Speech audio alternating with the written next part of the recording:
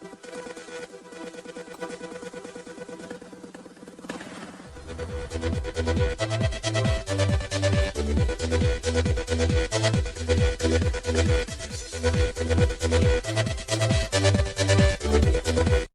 right, we are back. Who would have thought we would have been back for 2, huh? Bush League Boys, episode 2. For us. I mean, hey, we didn't get canceled yet. They haven't found any of those deep, dark secrets yet. Not yet. I think first we should give a shout out to all the people that viewed that first episode. Getting almost 200 views and streams across different platforms, like that far Crazy, exceeded Absolutely. crazy. We were all shocked last week. Yeah, by a lot. That Yeah. completely exceeded all our expectations. We were expecting to get like 10, 20. maybe, and half of them to be family members. Yeah. If we broke 50, I Literally. mean, hey, we're going crazy. 200 is Pushing that's 200 nuts. off the rip is insane. Yeah. So thank you to everybody who tuned in. Hope we're coming back for episode 2. I do want to preface this by saying that first episode was pretty damn long. Like we ran that damn near 2 hours, but we were running down an entire season and playoffs. So we expected that one to run long. You can expect the episodes going forward to be just about an hour flat, give or take maybe 5-10 minutes on either side. But we're going to try to stick right around an hour, just out of principle, I guess. That's our aim. Standard. Yeah, that's what we're going to try. And if this one goes long, we apologize. Yeah, we're still working out the kinks. Yeah. This week's episode, we're going to be running down pretty much just free agency. This is, I think, one of the most interesting off seasons as far as free agents goes in a long time. I feel like there's just so much to unpack. And Yeah. it's like, I feel like every position, and we've talked about this, every position except for second base is so deep. Like, there's so many high-end guys at every position as outside of second base. And you could even make a case that there's a couple mixed in there. But That's what I mean. I think in a weaker free agent class, you would look at second base and probably not think it's that weak, honestly. It's just that the rest of the free agent class is, like, absurd. You have generational talent. You have, at least, I mean, off the top of my head, you have Verlander, Judge, and DeGrom, which are 3 generational talents that are absolute superstars. Yep. So, like, that doesn't happen often. Well, then it's even like we were talking about going over it this week, just getting ready. It's one of those free agencies where you could see every single one. Most of these guys go back to their teams, or you could also see just a random team come in and make a splash and sign. Yeah, there's just so many options for everybody, dude. Like, there's really no way to tell where anybody's really going to end up. Oh, yeah. No. Yeah. And that's what makes it exciting. Oh, 100%. And that's like that Athletic article that I sent you guys. Like, every single player that's on there has minimum 3-4 teams that are projected landing spots. That's what I looked at too. I was reading an article on Bleacher Report earlier today, and I think they had 4 guys give a prediction for each thing, and basically every guy had a different prediction for where a guy was going to land. So no one knows where these guys are going this year, No. which is what I like. I like these better than just chaos, dude. We love the chaos. Exactly. Bring the chaos. That's what I've always said is, like, if the Red Sox aren't doing well, I just love baseball and I root for chaos. That's it. Exactly. Just a baseball fan. I want chaos. So with that said, we're just going to go right around the horn. We'll start at catcher, work our way all the way first, second, third, short, outfielders.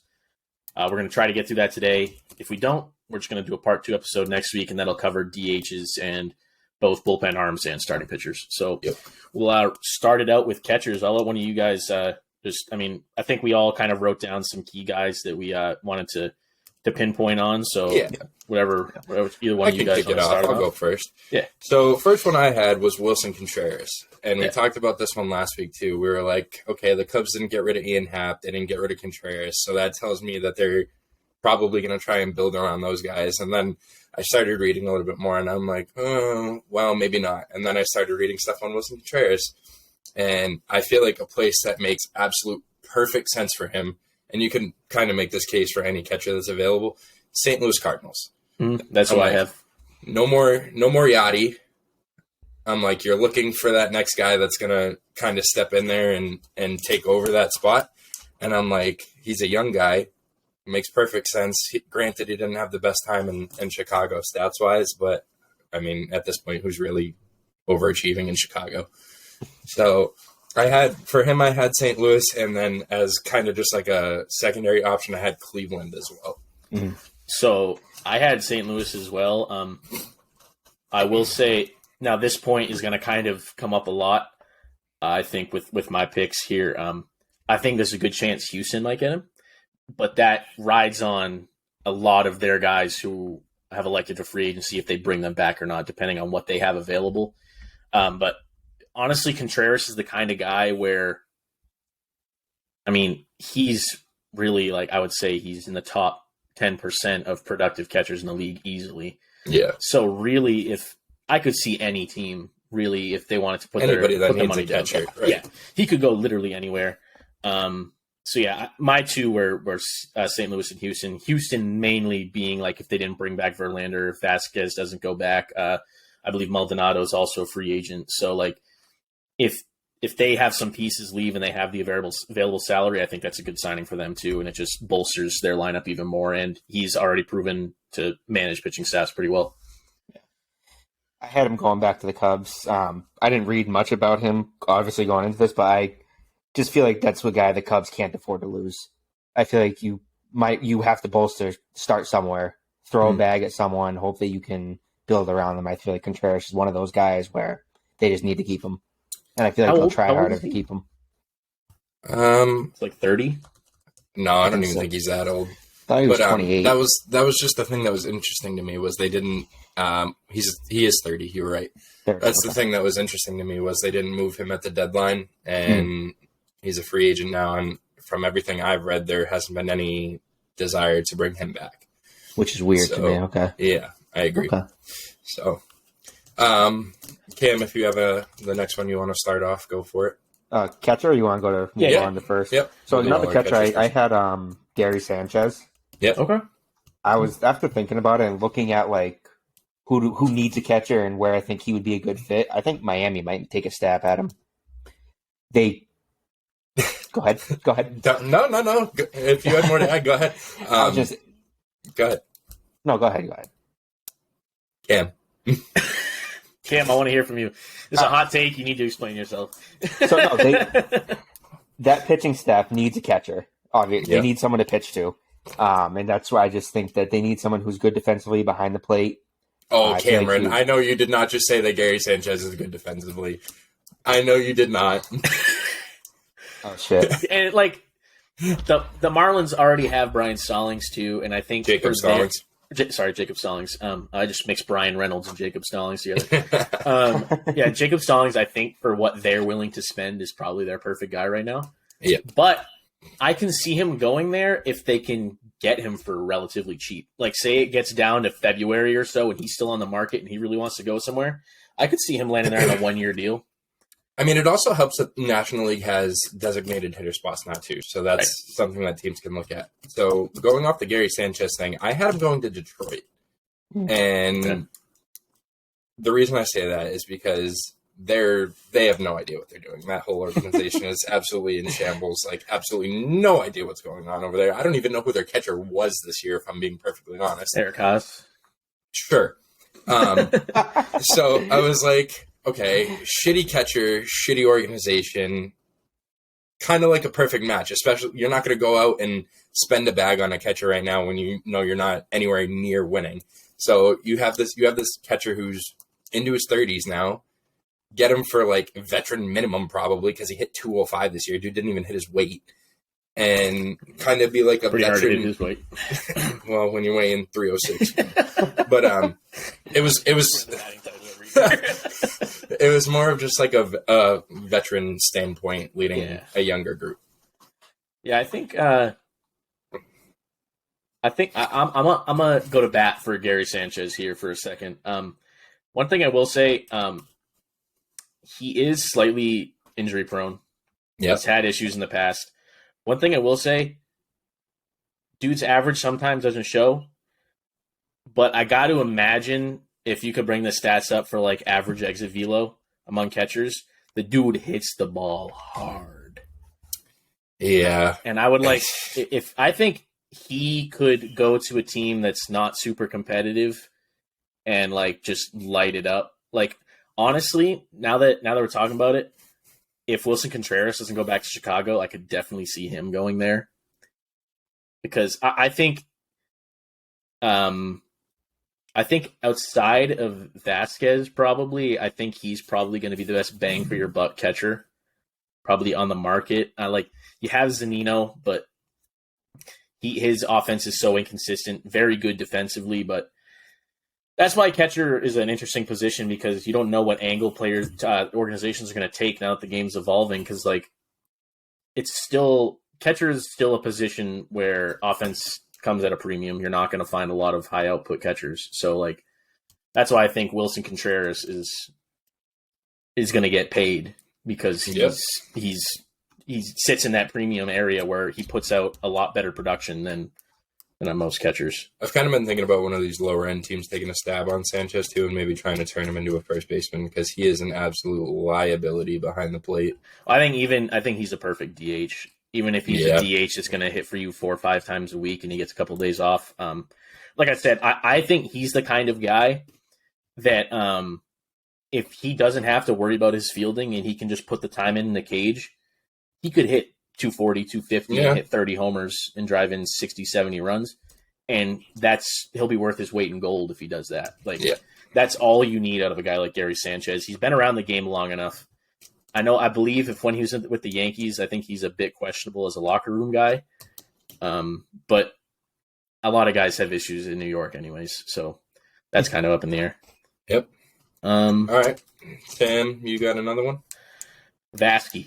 Christian Vasquez. And I think I think he's coming back to the Red Sox. I had the same thing. Yeah, I think he's coming back. I just think you could tell how hurt he was when they let go of him. Yeah. And he wasn't even an everyday guy in Houston either. You still have Maldonado there. Assuming he's probably going to come back. Right. Exactly. And then, come back to Boston. It's a match made in heaven. Reese McGuire, great, did halfway decent while he was here. Connor Wong just isn't there yet. Mm-hmm. Probably needs another year or two. And I just feel like this is something that makes... The only thing I think Wong playing under Vasquez would do a lot too. The longer Wong can play behind Vasquez, the better he's going to be. Yeah. The only thing I worry about with Vasquez coming back to the Red Sox is, we talked about this before, is Chaim Bloom. Is he going to re-sign him? Yeah. He has Wong and McGuire. Those are both he sees as his guys. Did the pitcher? I think the pitchers would need to get to him and be like, "Hey, we understand you're trying to do what you want to do, but get us the guy that we like to pitch to." I think the thing you saw too it last year when. Yeah. Go ahead. Well, I think it kind of fell apart and got weird, but I think I think the big thing with him too is Vasquez was pretty upset when he was traded, not expecting it. The locker room wasn't expecting it. Do you think that those ties are broken? Do you think that bridge is burned, that maybe he doesn't want to come back? I think it's going to be more than that because Vasquez's a team guy, and I think... And I don't think it is, because it could have just been a heat-of-the-moment thing, but when he was getting interviewed, as it happened, you could tell he was upset about it, and he got interviewed again, and he didn't rule out a return. Somebody asked him about it, and he didn't. He was like, we'll see what happens. Yeah.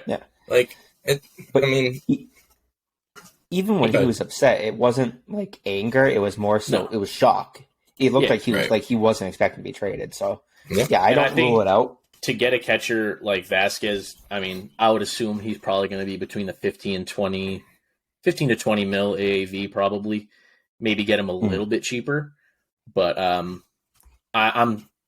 would love to see the Sox go out and just bring him back because he's just beyond his bat and his glove. He just means so much to that team, and he'll mean that much to any team that he's on. He's that kind of guy. And obviously, we probably have a biased opinion being Red Sox fans, but whatever team gets him is going to be lucky because you could see just the impact he had on the Astros in that run, and he was there for a couple months. So, yep. You guys have anybody else? You want to move on to first?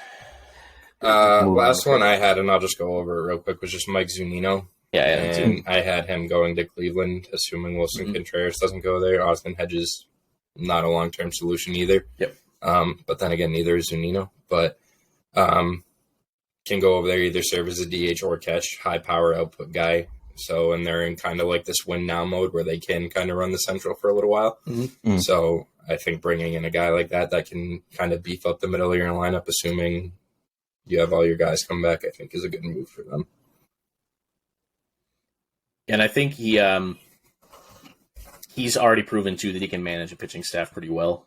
I mean, one of the best defensive catchers in the league. Yeah, and he calls a great game. I mean, he's proven. I mean, the Rays consistently have the best pitching staff, top to bottom. Like overall, I would say as a unit, maybe not the best, but they're pretty much top 5 every year. That's what gets them there. Their offense does not get them to where they are every year. It's their pitching staff, and he's managed that for several years. So he'll be an asset wherever he goes. I think Cleveland is a good shout. I think there's a very good chance he goes there.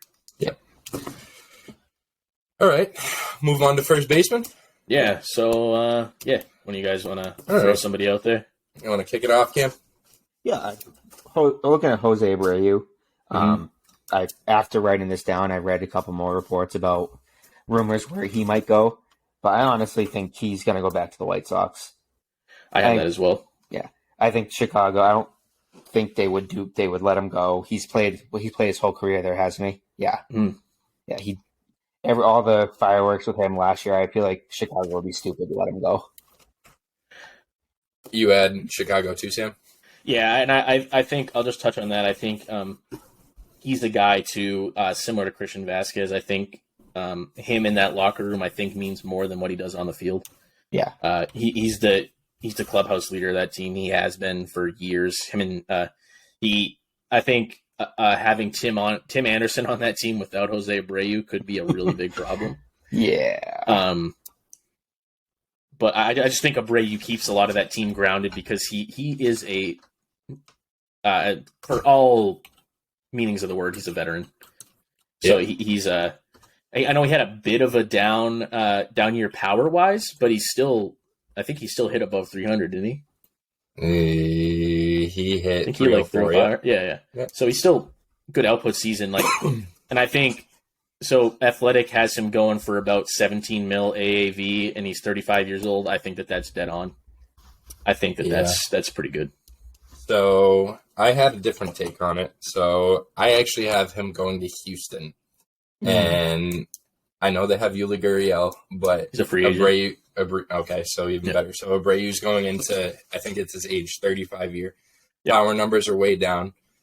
So that to me, obviously on the back end of his career, I'm kind of looking at it, he's kind of turning into more of like a designated hitter every day kind of thing, and he's going to end up being like a JD Martinez where, okay, if I need him in the field in a spot start on this day, okay, I can get it out of him. Mm-hmm. So I know assuming they re-sign Yuli, if he does go there, he's probably going to go and do a full-time DH role. And this is also assuming that Houston doesn't re-sign their guys like Trey Mancini.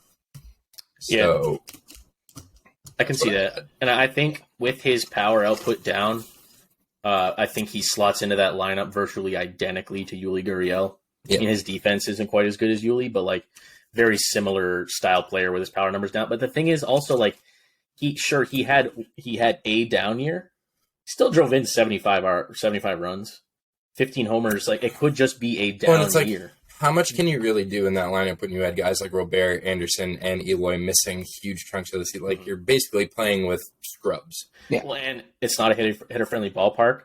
He's a right-handed bat. You got the Crawford boxes in left field. Like Houston could work, and I think he slots in well for the money you're going to pay him. Pretty low risk, not a long-term contract. Like I can totally see that. I think you're going to see a contender if he doesn't go back to Chicago. It's going to be a contender that picks him up. Yeah, I think has to be. He's going to want to ring at this point. Padres might be a fit for him if they don't bring back Bell. Yep. That's probably the other one I can really see him going to. But I think he's going to go back to Chicago, to be honest. I can see it. All right, next one, Anthony Rizzo. I'll kick it off. I have Anthony Rizzo re-signing with New York. Mm-hmm. So, I mean, I didn't really have a lot behind this one other than the fact that Judge is most likely leaving and Rizzo is going to probably opt out and re-sign for a bigger contract and higher AAV. That would be my guess. I think he already opted out, right? Did he? He did, yeah. I think he did. I think yesterday or the day before. But that would be my guess, and I don't necessarily see him going anywhere else, but again, I didn't really do my research on this one. So I have him basically same take as you with Abreu. I can see him going to Houston. Okay. which let's see what Athletic has his AAV going at. They have him at 3 years, 54. So that's like what, 18? Yeah. Yeah, 1836, 54. Yeah. So I think, especially where if Houston doesn't bring back Yuli or Trey, I think that salary is absolutely going to be there. Them just adding another veteran to their clubhouse and a dude who easily is going to play 140 games a year for you, like, it's an easy signing for them. And I think where they have a lot of guys who can slot in around, like where Rizzo is, he's going to his age 33 season. Maybe he plays a little DH. Yeah. But yeah, I think him and Abreu are in very similar situations. I think they either re-sign with their team or they go to Houston. I just think they slot in those lineups really well. Yeah.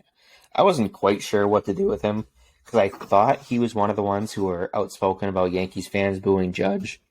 So I thought him opting out was like a no, I'm not coming back. But I could say the same thing. I could see him going back or going to Houston. I feel like there's going to be a lot of these veteran guys going down to Houston. Yeah, I just see him at this point in his career. I think he's just going to chase rings. I think. Yeah. He just seems like the kind of guy he just wants to be on a winner. Yep. All right. Let's see. What we got? So we talked about Josh Bell a little bit, but I'm going to go with somebody else. Brandon Belt. This one was interesting. So Brandon Belt, I have him. If the Giants do go after Judge and get him, I don't think they're going to bring back Belt. Because I think he's probably going to get a decent AAV, probably between 15 and 20 as well. But I would like to see him get out of San Francisco because the dude absolutely mashes, and his power numbers are just absolutely just decimated by San Francisco. They got the high wall and right and the harbor breeze coming in. So basically, I'm predicting Rizzo doesn't go back to the Yankees and he goes to the Yankees. That's what I think. With their short porch out and right, he could be a problem in that lineup, in that stadium. He could be very good. Although I can't picture him without a beard. It makes me want to throw up. But anyways. Cam, you got anything on him?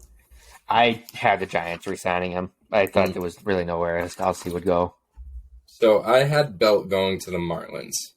And the reason that I do have that is because coming off a major knee surgery, is he going to be who he was before? Can't say yes or no. Miami, again, kind of a young program, kind of going through the whole rebuild thing. I look at it, again, from a veteran leadership standpoint. And I think that going there just makes the most sense and kind of just kicking it off with another first baseman right off the rip. And the reason I do say this is because I had Bell going to Miami, and then I have Josh Bell going to San Fran as his replacement. I have Josh Bell going to San Fran as well. I do want to comment on you saying going to Miami. I think that makes sense too, because where he is coming off the knee surgery, that's a pretty low pressure environment to be into. Yeah. He can probably, if he settles in, he could put up crazy numbers there. You're playing in a very hitters friendly division outside of the Braves and the Nats, or the Braves and the Mets. Sorry. Yeah. So pretty much everyone else you play against, you're. It's like Braves and the Nats. Patrick Corbin, he still plays for them, right? That's about all I got. Josiah Gray, Ace. No, but yeah, I can totally see that. Again, first base is, I think, similar to shortstop, where it depends if a guy re-signs. I think that first signing in that class of players in that position, if the first guy goes back, I think a lot of the other players will go back. But if the first guy to sign leaves, I think you're going to see most guys leave. A lot of jumbling. Yeah, because then and the interesting one, the Padres have to sign a first baseman. Mm-hmm. They don't have one. Josh Bell, Will Myers, and Brandon Drury are all free agents. They traded so they don't have one. Yeah, so they have to bring somebody back. I don't think they'll bring Josh Bell back. He didn't play well for them. He had a good postseason, but he was ice cold all regular season. He didn't do much for them. And I think San Fran just makes sense. He's going to go relatively low AAV. It makes sense. I'm looking at it right now. You know what his average was when he got traded? Or since he got traded? His splits were insane. No, Bell. Bell, I know. His splits between the Nationals and the Padres is crazy. So he played 53 games for San Diego. Dude hit a $192. What did he hit for the Nats? Was he hit like 290 or something? I have it right here. For the Nats, he hit 301. Oh my god! What the hell happened? Wow. Talk about not wanting to be there. I actually think that what is it, Oracle now in San Fran? I think that park actually plays with his swing well too, because he's a gap to gap hitter. Yep. And those gaps are enormous. Literally triples alleys. Those aren't even double gaps. So I just had a thought because I didn't even realize about the Padres. What do you guys think about the Padres looking at Jose Abreu? Bring in a veteran bat, kind of see if he can get Tatis back on track a little bit. So that's another thing that Tatis raises a lot of questions. Yeah. Because where everyone's kind of discussed with him, his contract's not enormous yet. I don't think he hasn't signed a big one yet, right? Didn't they give him an extension? Yeah, but I don't think it was like I think it was similar to like Julio Rodriguez kind of money, like not like absurd. I can check it right here while you guys keep. But yeah, I don't know. I see Abreu going to a team that's already kind of on the precipice, already contending for a ring. Yeah. And if he doesn't, just go back to Chicago. I think San Diego's going to look for a longer term solution. I don't think that they're going to, because I think the guys who they're going to, the teams that are going to bring in these older guys on 1-year deals are teams that are knocking on the door. I don't think San Diego's there yet. Tatis is locked up for a while. It was like 12 years or something. Yeah, 2034. What's the AAV on it? Give me 1 sec. I got to go back. I thought he signed for, it was like a $200 million contract or something like that. Yeah, I feel like it was a lot. Tatis, give me 1 sec. 26.1 ish. Not egregious. No. But the problem is dealing him and teams feeling like he's a problem. Is that he kind of spoils his trade value significantly. So yeah. All right. This position is going to be relatively quick. We all have one player, right? Oh, I only got one. He has two. Okay. I also only have one. I didn't do Frazier. Okay, so start with the other guy. Gene. I think Gene, if Xander Bogaerts doesn't go back to the Red Sox, very well could go to the Red Sox and they move Trevor Story to shortstop. Huh? I think that just makes a lot of sense. He's not going to be super expensive. He's a veteran, good locker room guy. He literally is like one of the most liked guys in baseball. He would fit so well in Boston. The fans would love him. I would love to see him go there, honestly. If they don't bring back Xander, and we're trying to make a budget decision to not really ball out but keep the team in contention, I think Gene Segura is a pretty good pickup. I can also see him going to this is another guy who could go to a million different teams. I can see him going to Minnesota. I can see him going to the White Sox or the Cubs, Milwaukee maybe, depending on their direction. Even the Guardians, if Cesar Hernandez, or is it Cesar Hernandez, right? No. Andres Jimenez? No, their second baseman is, let me see. Was it Hernandez? Think so. No. I don't know. Anyway, Gene Segura, I actually have him going back to the Phillies. So I know there's like a lot of rumblings of Trey Turner possibly going there.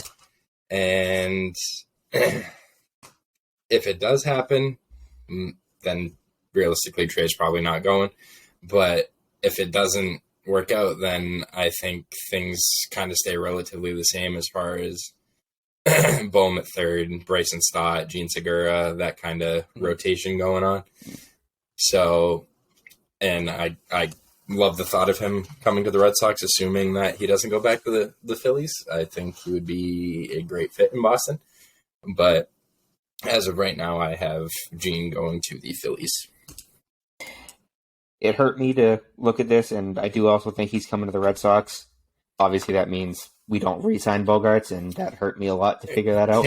Cam also thinks that every major free agent under this sun is coming to the Red Sox. Heim has been saving up for this one moment. It's going to happen.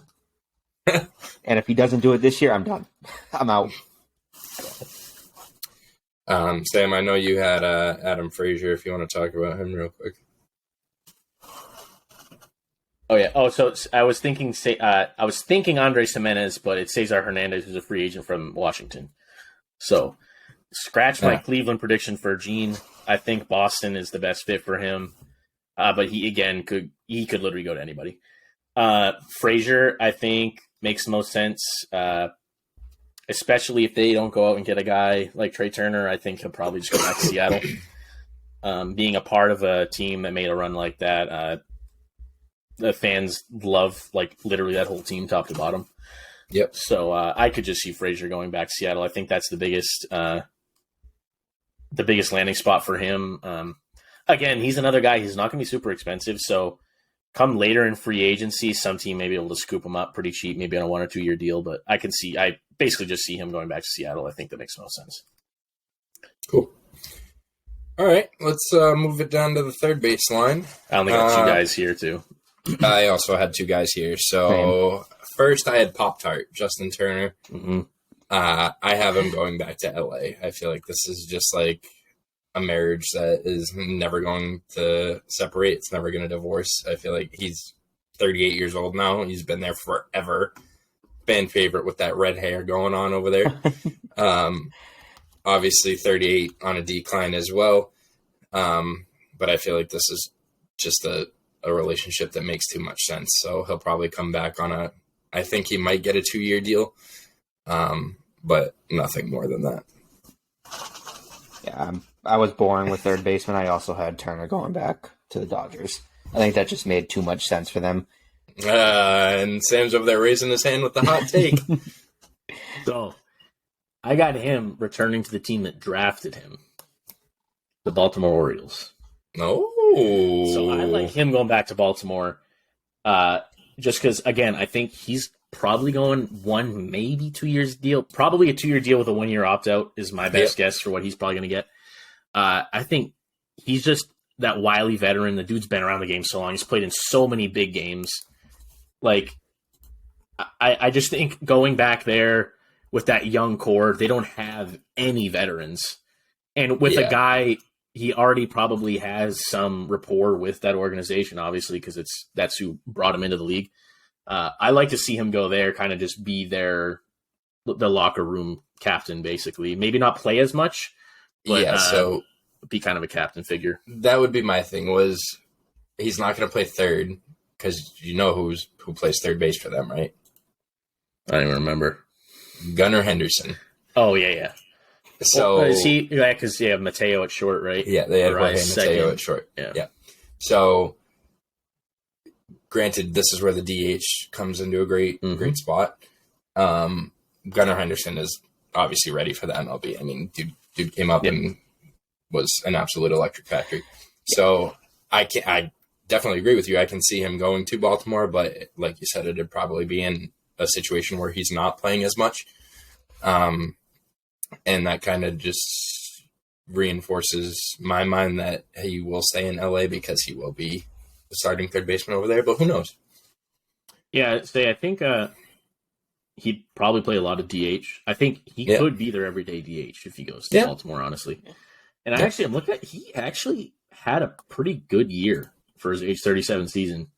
He hit 278, 13 homers, 81 RBIs, 130 hits. Like, he actually played pretty well. Yeah. 350 OBP, slugged 438. Like, he's still producing far more than I thought he did, to be honest. And he's only 1 year separated from a year where he hit almost 30 home runs. His tied basically his career high in 21. So, like, I think he's still got something in the tank. And like I said, he's just played in so many big games. Yeah. The dude, he's literally a veteran. I would love to see him go to Baltimore because I think a guy like him alone, regardless of his output, obviously looks like he still can produce, but like, I just think he can do a lot for that team. Yep. Yeah. All right. And then I think we all had the same third baseman for this next one, Brandon Drury. Yeah. So he, one thing I will say, and then I'll let you guys kind of jump into it. He's kind of a Swiss Army knife. He can kind of play all over the place. I believe he's played innings in the corner outfield spots and first, second, third, and short. So he can pretty much play wherever. Take that however you want. But I just want to go ahead. I want you to kick this one off. I had the Padres re-signing him. As their first baseman or third baseman. They can't be third base. They got Machado at third. I thought Machado was playing first for them now. No. They played a bit at first this year, a little bit, but not much. Okay, so either way, I have them going back to the Padres. Like I said, I was boring with third base. Well, and he again, I think going back to the Padres makes sense too because he is a Swiss Army knife. The dude can play all over the place. They have a lot of holes. They get a lot of guys who are good players, but not everyday players. And I think Drury could be an everyday player. You just slot him around when guys need days off, Especially where, like you said, like who knows what they're doing with Tatis right now, where they might be thinking of him as a headache. So they might just bring him. I think they're going to bring back as many people as they can because of that. Yeah, I had San Diego re-signing him as well, but my thought process with the whole thing was he fell off a cliff after he got traded to San Diego. His numbers were way down compared to what he was doing with Cincinnati when the year started. So I'm thinking he re-signs with San Diego, and it's going to be on a 1-year deal, and then San Diego, as the season kind of progresses, gauging where they're at, he can be used as a trade piece. Yeah. So I don't think, again, he's not one of those long-term solution guys, but he is definitely somebody that could be valuable, especially to somebody who's contending down the line, whether that be San Diego or whether that be somebody else. Yeah. So I had 2 landing spots for him. San Diego, I think, makes a lot of sense. Like I said, he plays all over the place, can fill in a lot of holes. And I think he could fill in a lot of areas where they don't have necessarily very solid guys, like especially first. Ha-Seong Kim kind of came out into his own, and he's proven that he's a legit shortstop. So I don't think they need him there. But this other place I had is the Red Sox. Yeah, I could see him definitely slotting in again if Xander doesn't come back. He can slot in wherever the hell you want him. Second base, he could easily be an everyday second baseman. I was going to say that would kind of make for an interesting situation. So if he comes over, do you have him play shortstop and do you keep Trev at second? Because that's kind of where he mainstayed all last year, or do you flip-flop the two? I think you can't have a guy mainstay at second base 1 year and then switch him. Oh, yeah, and go back to short this year. I feel like at this point, they should just keep Story there. I mean, Story was a shortstop his whole life. It was one season. That's what I mean. So I think if they bring him in, they just got to decide who's who. There needs to be a very defined line that Drury's a second baseman and Story's the shortstop, or vice versa. I think more than likely, if Bogaerts leaves and they bring in Drury, Story will probably be the second base, or Story will probably be the shortstop. Drury probably plays second base. But yeah, that's the only 2 landing spots I could see for him. And those are the only 2 big guys in third base. One thing I will say, guy you could throw into the third base conversation is Xander Bogaerts, depending on what team he wants to go to. And if Xander decides maybe he actually could get more money as the third baseman than the shortstop, because if he does in this third base class for this offseason, he is bar none the premier third baseman. Like, not even close. So he could actually theoretically get paid more as a third baseman if he decides to go that way. But I think more than likely he probably wants to stay at short. Yeah. We'll talk about Zandy as we progress. We're coming up on him now. So shortstop. Right. Here's where we start to unpack it all. Here we go. The doozy. How much time we got left? Hang on. Now we're good. Yeah. We got about 20 minutes. Yeah. We can go easy. Yeah. So for me, there's 4 big guys, really 3, and the 4th guy's kind of on the outside looking in. Yeah. You want to start? Kick it off with Trey? That's who I had first. Kick it off with Trey. All right. Go ahead, Sam. All right. So 2 teams.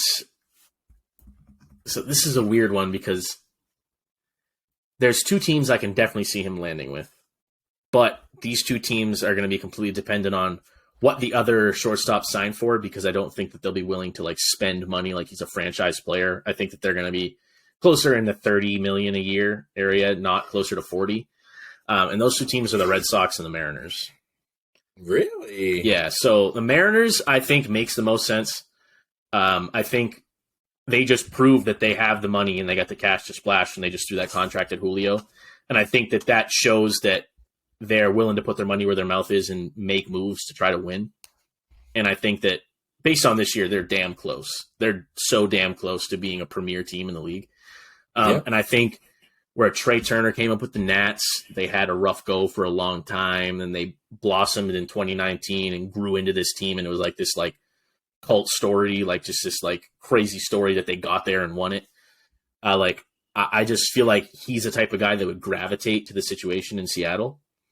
And then again, Trey to the Red Sox, the only way that happens is if Chaim Bloom comes out and is like, and the ownership group is like, we're spending and we're making moves to make us a competitive team now. And a Trevor Story, Trey Turner, middle infield has me moist right now. Come on. That would be insane. That would be probably the best middle infield in baseball. Yeah. That's insane. And that have Trey at the top of the lineup. Like you could have a 1-2-3 of Trey, Story, Devers. Like that to start your lineup, or even slot Story further down into like the 5-6 slot to kind of give yourself some length. Like if they're willing to spend the money, Trey Turner just looks so good to the Red Sox. But I don't think that it's going to happen. I think Seattle to me makes the most sense. And I think if he doesn't go to Seattle, he'll probably go back to the Dodgers, although it seems like they've moved on from him. I have Trey going to the Phillies, where he openly came out and said, Philly looks nice. Yep. I can see myself going there. So, Gene Segura, free agent, right? That leaves you Edmundo Sosa and Bryson Stott as your middle infield. Good defense. Are we going back to the World Series with those two? Absolutely the hell not. Yeah. So, I feel like this is a move that makes almost too much sense. It's like, how is this even possible kind of situation? But I think where he's openly expressed interest in going there, and there's a dire need for them to get a guy that can play up the middle, I think it just makes too much sense. So if he goes there, do you think they just slot Stott into second base? I think put Stott at second, have Trey play short, and then Bohm at third. Yeah, I feel like financially that probably makes the most sense to do that too. Instead of trying to bring somebody else in to replace Gene, I think you just move Stott over, and because he's young enough, he'll be able to adjust. And I think where Trey's relatively young, they move him into a longer term contract. Him and Stott could kind of grow together, and I think that could be because I think Stott still has pretty high ceiling. He just hasn't shown it yet. Cam, what do you got? I had Phillies or the Red Sox. The Red Sox, I think, they think they're going to wait and see if Bogart still goes somewhere else before they try and sign Trey. I think there's a chance we end up with Story at short and who knows at second base, Arroyo or someone at second base. There's a chance they don't sign any of them. But that's where I had where if they lose out on Bogarts, they'll turn to Trey. And if Trey's still there, they'll try and sign him. Yeah, like I said, I think similar to like the catcher's position and the first base position, I think the climate of the rest of the free agent like season, so to say, is going to depend a lot on where the first guy signs. Mm-hmm. Yeah, I think that's going to change a lot of the trajectory. And I think that means at the shortstop position, that's truer than anywhere else. Yep. All right, let's move down the line. Carlos Correa. So I'll start this one off. This one kind of piggybacks off of where I predicted Trey Turner going, and I think that can probably tell you guys where I have Carlos Correa going. Mm-hmm. I have him going to LA. So this is under the assumption that Trey Turner won't be back. And this kind of leads back to the third base thing too, is Correa's defense is bottom barrel. Like he's bad. So assuming Justin Turner doesn't go back to LA, or if he does, move Correa over to third, a possibility. The other thing that's possible is, again, National League having the DH now. So I feel like LA is, again, kind of a move that makes a lot of sense, assuming that Trey doesn't go back. Yeah, I think LA has a lot of, they get a lot of moving parts right now. Because I think the other guy that a lot of people aren't talking about, players landing in LA, I don't want to say this. A guy that's going to impact what players land in LA that people aren't talking about is Max Muncy. Because, again, he can play first, he can play second, he can play third. So I think it depends what route the Dodgers want to take, because I think if they bring in another premier outfielder, they're probably going to want to try to move Muncy, because I feel like he's a guy who's going to want to play every day, and I think he's going to create a logjam at a couple positions. I want to look too, because I'm pretty sure Max was one of those guys who had a really down year this year. He did, yeah. Yeah, let's see. He played in 136 games. Dude hit a $196. Yeah, but had 21 home runs, so the power output's there. So that's a guy who could be appealing to a lot of teams. It's a modern hitter. Yeah. 3 true outcomes. 3 outcome. Yeah. I had him going to the Yankees. Yeah, me too.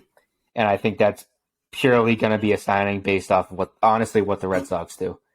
If they see them get a good premier shortstop, they're going to go out and try and get another bat just to add to their lineup. I don't know if they're going to be able to hold out that long, though. Yeah. If they hold out and wait until the Sox get a guy, you really think there's going to be anybody left? See, here's the thing for me, Depends right? on how quick. Depends on who's the first guy to go. The thing for me, if Aaron Judge leaves the Yankees, who's the face of that franchise? They have no You're going to one. have to wait.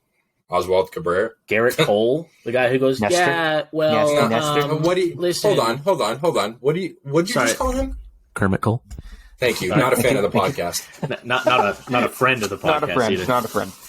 But like in reality, like I think the first 2 months or so of the season next year are gonna change the trajectory of the Yankees for the next 5 to 7 years.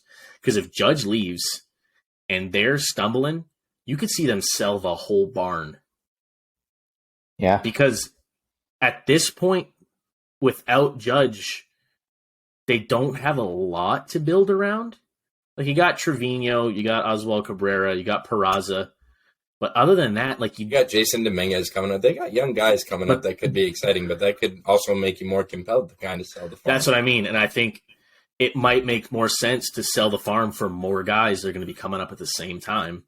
Yep. And then when those guys get there, then you spend on veterans. So if Judge leaves, it's going to change a lot, because I think if Judge leaves, the Yankees aren't going to sign anybody. Yeah. I think that they're going to take it on the chin. They're going to see how they come out next year, and they're going to play. They're just going to. Aaron Boone's going to get canned. Should have been canned a year ago. Yeah. Listen, the worst manager in baseball. I'll put it on the record. The worst manager in baseball. He can stay a Yankee manager as long as he wants. Yeah. Realistically, dude, the three of us could go over there, throw some of those names on a lineup card and win as many games. That's what I'm saying. A honey baked ham could have won 100 games with that team, and he didn't even win 100 games. So there you go. All right. I want to leave Xander for last. Yeah. Sure. So Dansby. Yeah. I think again, he slots in with all of the same teams that are losing a shortstop or bringing him back. Mm-hmm. The 3 teams that I have him landing with are either the Braves, the Red Sox, or the Dodgers. And I think that's fairly self-explanatory. It's, do these teams want to spend? Did they get their guy back? And go from there. Because Dansby is the cheapest option out of all these guys. Yep. But he's also he was the captain of the Braves last year. Everybody said it. Yep. He captained a very good team, and he's still a young guy. What is he, 29, I think? Is it even his age 30 season yet? He's still young. Still got a lot to give. With his swing in Boston, just peppering balls off the monster. I don't know. He was born in 94, so 28. February 11th of 94. Yeah, so he'll turn 29 in February. Yeah. So still young. I think the most likely of spots, part of me, I'm a Dansby Swanson fan. I'd like to see him just go back to Atlanta. But then you also have the reunion where he goes with his boy Freddie in LA. They meet up. But then you don't know, because there's been some questions about whether Freddie's happy there or not. So I don't know. I think he's going to talk to Freddie. I'll tell you that much. Yeah. Yeah. Cam, I'll let you go next. I had Atlanta. I was just thinking, I feel like they lost Freddie last year. I feel like they're going to want to keep their guy around this time around. So I think they're just going to throw a lot at him just to keep him. For the sake of the fans not calling for the GM's head. Yeah, literally. I had 2 separate landing spots. So the one that I think is more logical is going back to Atlanta. I don't think they're going to get a guy like Trey Turner. I don't think they're going to get a guy like Correa. No. So, and obviously they need a guy. So I think Dansby is a move that makes a lot of sense for them. Assuming that doesn't happen and Atlanta does lock up another shortstop, a place that I had Dansby going was Minnesota. So kind of the same boat. Mm-hmm. Lost a shortstop. Correa could be gone. Yep. A flip-flop there could be a potential fit for him. Yeah. I don't necessarily think that happens, but... Yeah, I think, as you said, I think the only player that slots in with a team that's not losing a shortstop is really Trey. I mean, technically the Yankees haven't lost one, but I think Trey is the only one that slots in really with someone else that hasn't lost their shortstop. Other than that, I think all these guys are just interchangeable pieces that could go anywhere. Yep. So last but not least, our boy, Red Sox, future Red Sox Hall of Famer, Xander Bogaerts. So I know Cam's just going to say, he's coming back to the Red Sox. No. I know it. Him and Judge are coming, and they're going to win 12 World Series in a row. I have him going to the Dodgers. Really? Yep. Okay. Yep. I think he was hurt. He was vocally hurt when they traded Mookie. We all knew it was coming, but he seemed to be the most hurt. I think there's like a friendship there, and I think same thing like where we said Freeman doesn't really like the Dodgers. I think Mookie loves playing out there, and I think Bogart's going to have a conversation with him. I think he's going to sign there. Maybe a little 2018 reunion. They bring Xander and Benintendi back there. Wow. Maybe. Maybe. Benny's going to be cheap money. If they get those two guys there, Benny will probably go there for even less. All right, we ain't getting that far ahead of ourselves. Yeah, sorry. But you can go, Chris. Where you got X going? You ready for this one? Yeah, I think I know. I'm channeling my inner Cam. Yeah, thought so. You think I have him going to the Red Sox? Really? So I think Chaim has openly came out and said that Xander is their top priority right now. They haven't been spenders in the past, and we all know that. So I think that, like, what better time to go out and prove that you're for real, spend a little bit of money on your shortstop for forever, who's been there since whatever it was, 2013. When did he come up? 13. Spend the bag. Lock up your guy. Yep. I feel like you have to. And if you don't, shame on you, Chaim. You are a piece of shit if you don't lock up Xander. I want to say this. Yep. The only reason I didn't have him going back to the Red Sox is because they historically don't pay their guys. Mm-hmm. Yep. That's the only reason why I was like, there's no way to do it. Well, guess what? There's going to come a point in time where you're going to have to do it. Yeah. And I feel like this has to be the time. I'm going to quote a classic song by the great Smash Mouth. Only shooting stars break the mold. Oh, I thought you were going to say, hey, now I'm an all-star. Well, yeah. Xander Bogaerts is an all-star. Yes. I will say, as far as Xander's perspective to the Red Sox, Trey Turner is a better option than Xander. He's a better shortstop. He's going to produce more. He's, like, you know what I mean? I just think he's an overall better player. I still prefer Xander. Yeah. Just because of what he brings to the team.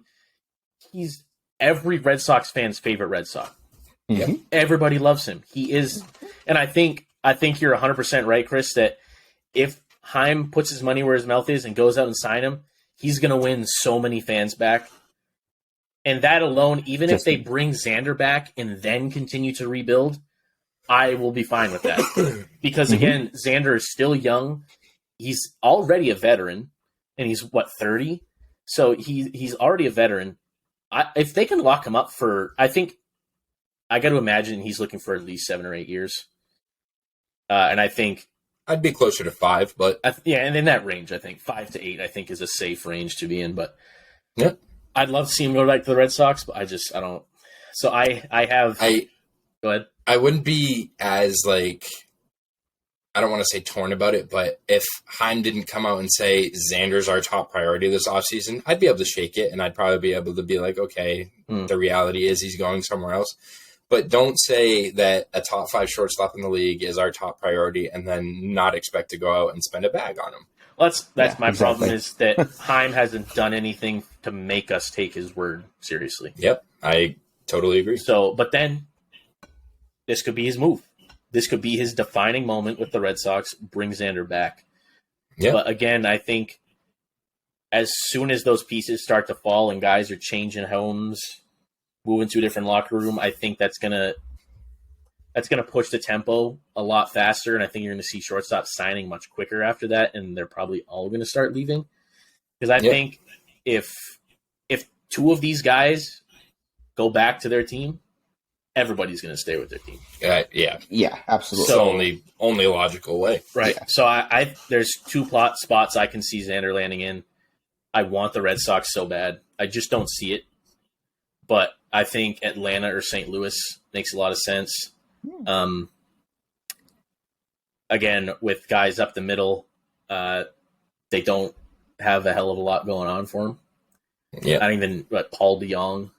They got Tommy Edman at second. He got sent down at some point this year, so that just goes to show you where he's at. No respect is put on Paul DeYoung's name.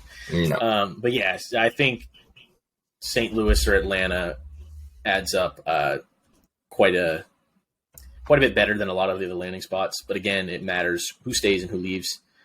Although St. Louis is a buyer that's not losing a shortstop. They just need one. So that's another one. They probably are going to be competing a lot with these hometown teams trying to bring guys back. Yep. So I think that kind of wraps up shortstop, right? Yep. One last thing on Bogart. Do you think Phillies make a legit stab at him? I know it came out earlier this week that Dombrowski's Trey's obviously their guy. thinking about it. I think Trey's, But I think if Trey falls through, I think there's a damn good chance that Bogarts at least has a talk with him. Like I was saying to Chris earlier, you're going to see the remember when AJ Hinch was bringing in Javi Baez, and there's the picture that leaked of him like at lunch with Javi Baez. I do remember that. Yep. Zandy and Davey D at Five Guys or some shit.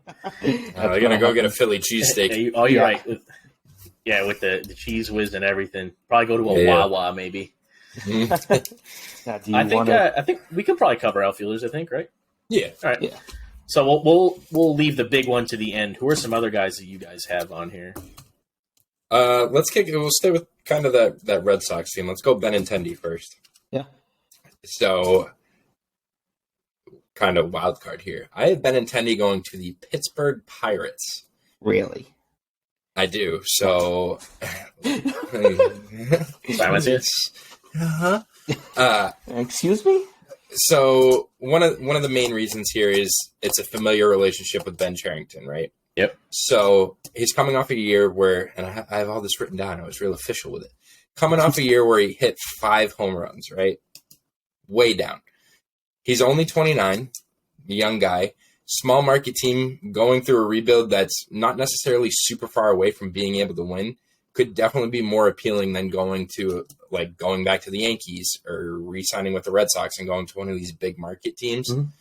So I have him going to Pittsburgh. However, I wrote it down and I can show you it's written right over here. I would not rule out a reunion with Boston. Yeah, I think I have the Red Sox as a landing spot as well. I think that pigs will fly before he goes back to the Yankees. I don't think there's a chance in hell. Nope. Another landing spot I have with him is Angels, maybe. They like to spend money on shit they don't need. And he just but seriously, he just seems like the perfect stupid signing for them. He just I don't know. But then again, their offseason could be weird because of the ownership change and stuff. But I can see Angels. I can see him going to the Mets or Braves on a 1-year deal. Just going to a contender that's kind of knocking on the door. But I think the 1 and 2 for me in my mind are Red Sox, Angels. I will touch on Chris, you saying the Pirates. I think him going with the Pirates is going to depend on if they deal Brian Reynolds or not. Because I think that opens up a spot for Benintendi.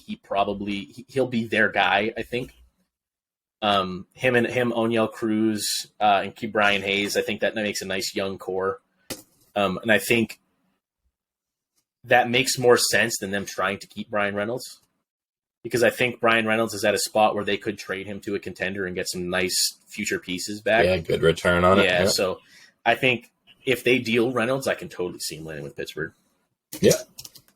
Cam? So I had one of those. I had him going to the Mariners. Go back to the Red Sox. No. Hey, both of us said that. We can't knock it for it. You guys have said more Red Sox players than me this time. No, but I have the Mariners giving him just a 1-year deal, just kind of see what you got. I have a feeling second half last year with the Yankees was strictly because he didn't want to play for the Yankees. Like there's something going on. How could you? Exactly. How could you want to, especially after your track record before that? Bro, as soon as I saw him in a Yankees uniform, it literally made me sick to my stomach. Made me want to throw up. Yeah, it was not fun. I have him going to the Mariners just on a small 1-year deal kind of thing. Get his bats out there, get his swings in out there to get a big bag next offseason. I can see that for sure. All right. Well, while we're on the subject of kind of the Mariners, let's go to a free agent who played for the Mariners, Mitch Haniger. So I think Mitch Haniger, another guy, kind of a liability defensively, not very good.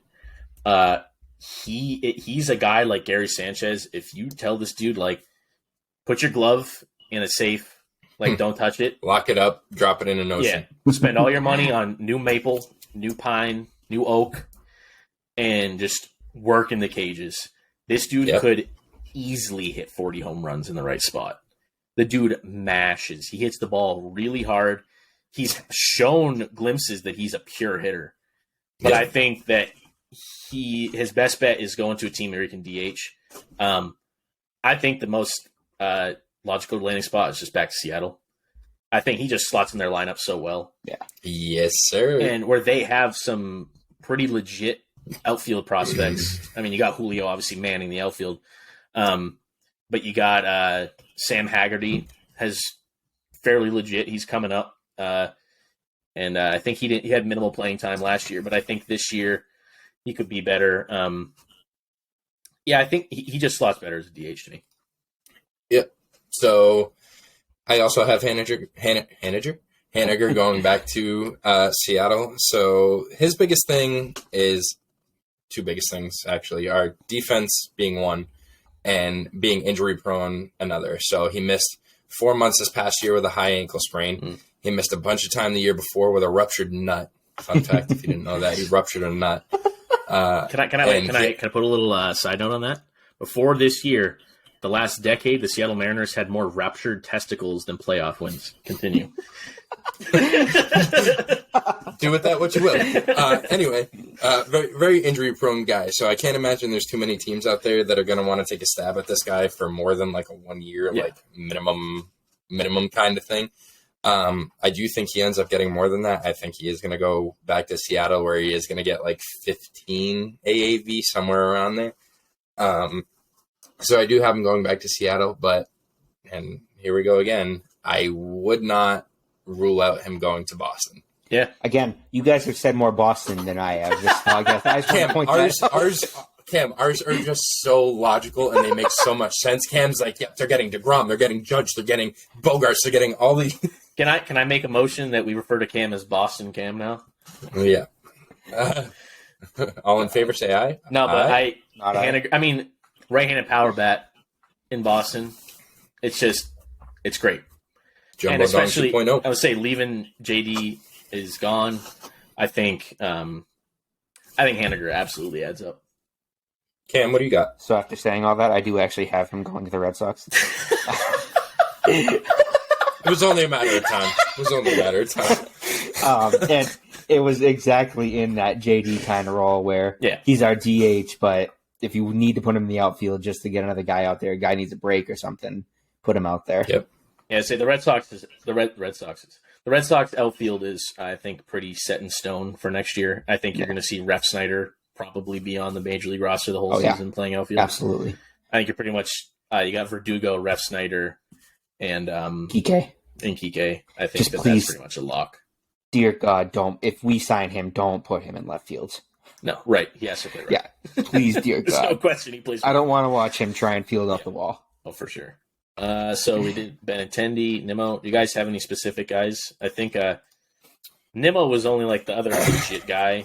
I really wanted to. Yeah, so I had Nimmo, and then I had one other that I kind of wanted to touch on real quick. I had Nimmo, and then the obvious one. Okay. Well, So I have Nimmo, another one, and then Judge. Who's your other one, another Chris? the obvious one. Jock Peterson. Oh, so I had Gallo. Oh, okay. All right. Well, we can touch on these two. Cam, I don't know if you have another one, but we can touch on these two really fast. And then I won't say a lot about it. So I have Jock going back to San Fran, coming off of one of his best years, hit 23 home runs. Another outfielder who's an absolute liability on defense, so that DH spot is all the more appealing. Fun fact about Jock: he has a qualifying offer for 19.65. Is that? Yeah, I think that's what it is. Yeah. If he were to accept that, that would be more than he will have taken for his last two contracts over the last 2 years. He signed 1-year deals the last 2 years, and that 19.65 would be more than he made in the last 2 years combined. He had a very good year offensively, which is kind of bizarre for a left-handed bat in San Francisco. Yep. I can't see Jock Peterson not playing for a West Coast team. Yeah. He was good for the Braves, but it just seemed temporary. Yep. I could see him. I mean, I think he slots the Padres pretty well too. And again, I read that Padres were an option. And he could, again, what's the last West Coast team that signs dumb players? LA. Los Angeles Angels. Yep. So yeah, I could see him landing there for sure. Just a quick touch on that one. Yeah. You can touch on Gallo. Yeah, Gallo. Basically have two teams, same city.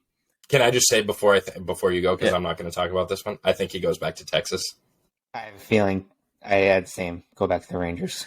So I have two teams, same city. It's not the Yankees and the Mets.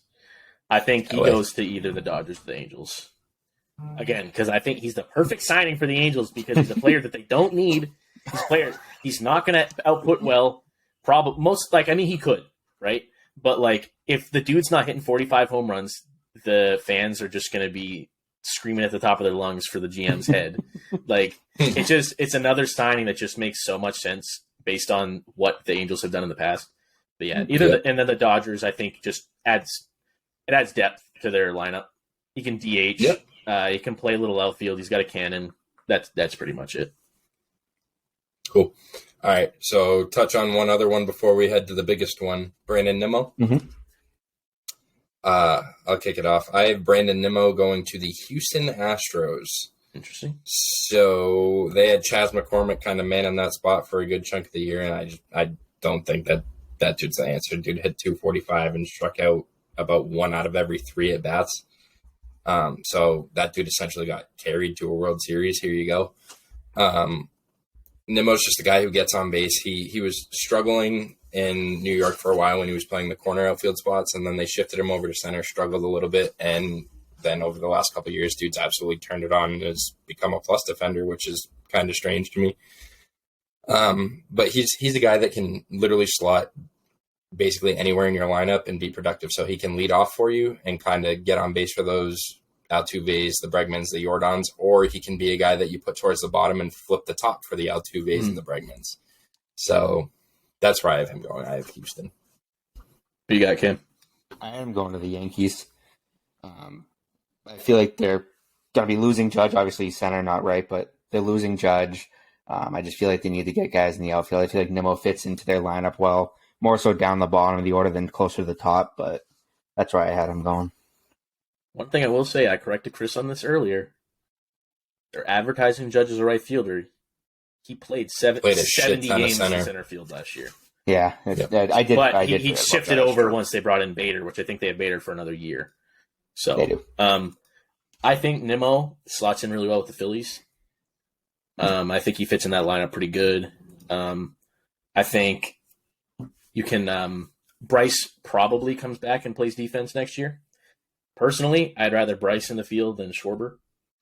So I think you can put Bryce out there. Nimmo shores up that defense. He's another guy. I think he would fit so well in like a 7 or 8 spot in that lineup. Just a guy that can flip the top, help flip the top. He's not gonna hit more than 10 or 15 dingers a year, but he's gonna hit for average. He's gonna get on base, and that he slots in. He doesn't strike out either. He slots in strikes out very rarely. And Philly loves guys like that. Yep. Historically, they love dudes who just put the ball in play. So get that old one of my new favorite stats, BABIP. Batting average on balls in play. So yeah, so the nuclear option here. No, that's Aaron, it, right? We got no. Oh, there's no other one. Yeah, whoever this guy is, he broke the Yankees home run record this year. That's it. Yeah, that's Stan. Yeah, Giancarlo, right? No, he's no Mike. Mike Stanton Mike Stanton signed through what is it, 2067, I think, with the Yankees. Oh yeah, good old Judge. Aaron Judgy. I think I just want to preface this by saying I was going to say if, I'm going to say when he leaves the Yankees. That franchise, like I said before, has an identity crisis. There's no more Judge's quarters or whatever, like up in the upper deck and the stanchion up there. Like, it's gone. All rise my ass. Yeah. I'll rise and watch your dude fly out of town on the fastest jet plane you've ever seen. Get out of town as fast as possible. All right, I want to hear Cam first on this one. I think me and Chris have the same take on this, I believe. I am going to the Giants. Is that what you have, Chris? I do too. The Giants have been so vocal about how they want him. How bad they want him. Hometown kid, dude. Yep. Hometown kid. Yep. Like, exactly what I was saying. It makes so much sense, and San Fran has more than enough money to go out and spend the absolute biggest bag you've ever seen. So there's a very interesting perspective on this. I was telling you about this yesterday, Chris, is the last handful of franchise guys the Giants have signed in their contracts. I don't know to what extent or what the actual verbiage is, but they've basically included an option for these players when they're playing careers over to buy into the franchise, to be part owners. Yeah, you did. So Buster Posey's now, after his contract is up, he retired, he's now a part owner of the Giants. Yeah. And I think with Judge being a hometown kid, growing up being a Giants fan, like, he's 31 or something? Like, give him an 8-year deal or whatever. He'll play the outfield for 4 or 5 more years, DH for the last 3. He's at home, his family's there, like, and he finishes up, and he's still going to be part of the franchise. Like, he's still going to get to go to games. He's going to be part of the internals. Like, I think adding in an ownership clause into that contract could sweeten that deal, and they could be able to pay him less than what a lot of other teams are going to offer him. You know the last big name outfielder that the Giants tried to spend a bag on before Aaron Judge? Let me think. It was recent, wasn't it? Relatively, yeah. Hunter Pence. Not that recent. Not that long ago. No, you're going way too far. Long ago. Oh yeah. Aaron Rowand. Also too far. Well, what years are we talking? Like within the last 2, 3? I have no idea. They went out and tried to spend the bag on Bryce Harper. Really? I didn't know that. Yeah, they offered him a huge contract. Interesting. Based on what their GM has been saying, they are ready to spend. Yeah. Mm-hmm. And I think they have a core. They can win. They're only 2 years separated from a 108-win season or whatever it was. Sure, it was a little fluky, but like they still have the core from that team. Mm-hmm. And they've added some pieces that are improvements to what they had. Like Jock Peterson is an absolutely better piece. And I think him going back there is perfect. I think just they make the most sense because it's Judge's hometown team, possibly that ownership aspect, and they're a good team. They're a team that has players coming up. It seems like a perfect storm. It just seems too good to not happen. Yep. All right. Should we stop there? Do the rest next week? Let's touch on the 2 DHs real quick because that's the last. Yeah, it's quick. Last position we have, and then do pitchers next week. All pitchers next week. Yep. All right.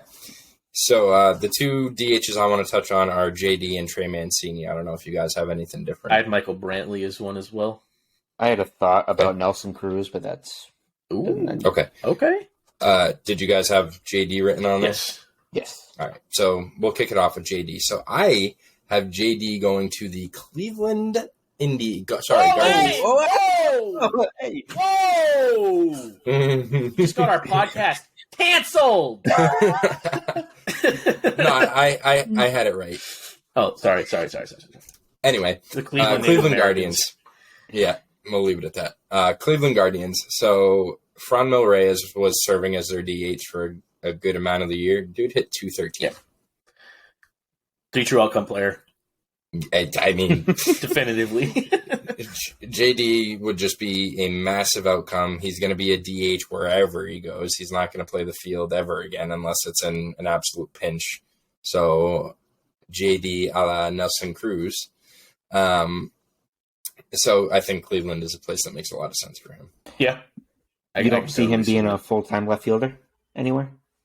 No? Maybe for like, I don't know, some team in the Cincinnati the Reds. Mexican League in 14 years. I don't know. Times for the Reds. I see him returning to a former team of his. Detroit? Arizona. Yeah. Okay. Yeah, I think Arizona, he had kind of his golden years there. Like, obviously, he kind of solidified himself with the Red Sox, but I shouldn't say his golden years. He had, like, his coming out party with the Diamondbacks. Like, he was so good for them those couple years, and they're in the postseason. Granted, like, they're not in the best place, but they are a team They're getting that there. has some promise. Yeah. And I think, again, it's the sunset of his career. I think it'd be a very low pressure situation. It's a guy the fans already know. The fans obviously liked him. Like, how could you not like him when he was there? He's a stud. I just think he makes a lot of sense there. I think if he doesn't go there, I can see the Padres on like a 1-year deal too. This is a DH, like you said, DH only. I will say I'm surprised no one hasn't tried him at first base yet, because I feel like he could possibly be a viable option there. Because like he just doesn't move well in the outfield. Is his problem. His glove is good, but he doesn't move well, but he has a good arm too. So I don't know. With the Red Sox carousel at first base, and I'm actually surprised they didn't try him that last year. Mm-hmm. No, I actually believe it. I agree with Chris with the Guardians. Mainly based on the home run production just wasn't there for them last year. Like that was one of the main reasons they lost in the ALDS. Yep. Yeah. So I just look what he did for the Red Sox when he came here in 2018. Power numbers went up when he was there. He helped a lot of those guys like get their swings under them. I feel like he's a good sign for the Guardians. The mad scientist. Well, Cleveland's in a win now mode too. Like they're ready to win that division, and that can be a guy that helps you get it done. The mad scientist, as Ian Kinsler called him. All right, Mancini. Trey Mancini. Yep. He could literally go anywhere. Yeah. Like I don't know. I couldn't pick a single team. He's the kind of guy where he could DH for a contender. He could go and play first base for a young team that's not really ready to win now. Like there's so many different options for him. He's probably not going to get a bag. He's probably not going to get breaded up. But like he's an asset, kind of similar to Justin Turner, where he's just a vet. Dude's been around the game a long time. He has a ring now. Like I don't know. He's got a lot going for him aside from his on-field stuff. I think it could help him. Yep. Trey Mancini. I have him going to the Tampa Bay Rays. I think they spent that much. The only first baseman I don't think they're really going to have to spend that much. The only first baseman they have on their roster right now is Harold Ramirez. They just traded G-Man Choi. They don't have anybody. Like, who do you have? No one. So I think they can get Mancini for relatively cheap, like anywhere between 12 and 15 AAV, somewhere around there. Yep. I think he wants to get the hell out of Houston. I really do. Mm-hmm. Like, you just won a World Series, great. You weren't playing. No. Well, you were behind Yuli. You weren't DHing. Granted, he was hitting 0 in the postseason until like game 5 of the World Series. 1 for 19 in the postseason or something. Yeah, it was terrible. Yeah. But I think Tampa Bay is a good spot for him. I could see that. I have really nothing on Mancini. Yeah. My one thought, in keeping with the theme of the day, would be the Angels sign him, just because again they have a history of signing people they don't need. I don't know who their current first baseman is, to be honest. I think Taylor Ward played some first base. Oh, the Angels? Yeah, they got a handful of dudes. They have Jared Walsh. Oh, that's right. Yeah, I think he was hurt the back half of the season. So the last guy I had for DH, and this is kind of wrap it up, I had Michael Brantley. This is a dude, I'm fairly confident he could play till he's 50 years old and hit 300 every year.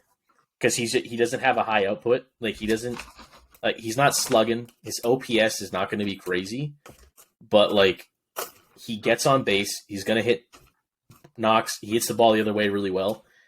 And with that said, where he's a DH and a team is looking for a DH, it's the Boston Red Sox. I think that he could be a relatively cheap option. And imagine him just peppering balls off the monster the other way, like another veteran dude, like a mad scientist hitter, like relatively cheap. I don't know. He makes sense there. I can also see Atlanta for him. Similar situation, just a DH veteran guy.